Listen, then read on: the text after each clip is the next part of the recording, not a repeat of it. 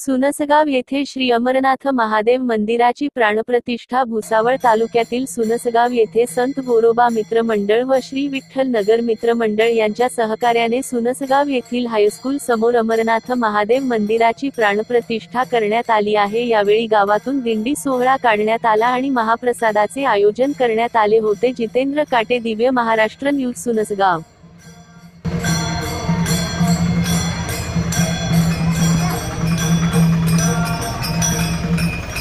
झाला पुढे झाला।